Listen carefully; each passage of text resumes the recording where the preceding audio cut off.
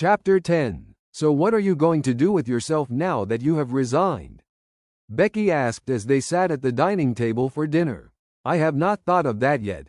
I am just happy to be off the evil network, he said, stuffing a spoonful of rice into his mouth. Maybe you can join me sometimes in the church as a volunteer to assist Pastor David. They just got a duplicating machine for the messages. An elder donated it and it requires a lot of hands, she said as she also dipped her spoon into the plate of food before her. That is a good idea. At least that will allow me to grow faster, he said.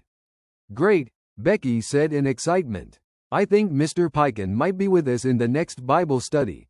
We had a short discussion about God and I could see he had some unresolved issues in his life. I saw a pathetic look on his face when I came to say hello. The truth is that so many people need to know the truth to be free. Our generation need God, she said, looking at Charles. She never in her wildest imagination thought such a time would come in her life when she would talk with her husband in such a way without fight. She could not thank God enough for the privilege of meeting Pastor David and his wife Rose. What are you thinking about? Charles asked, bringing her back from her thoughts.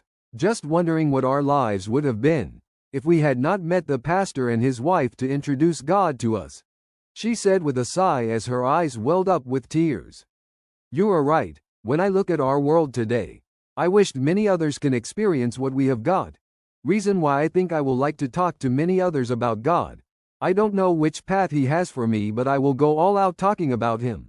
I don't think I can keep it to myself, Charles said, laying down his cutleries. I see myself walking more among couples saving marriages. You need to know how many marriages end in divorce that could be saved, she said as she also laid down her cutlery. It seemed we had already discovered our purposes for the moment, Charles said, helping Becky to clear the table. Katrina finished much earlier and went to watch television. Thank you, sweetheart, Becky said as she joined him in the kitchen. It is my honor, sweetheart, Charles said, planting a kiss on her cheek. I am so happy I did not lose you in my foolishness. He felt love oozing out of him towards her much more than it was when they started.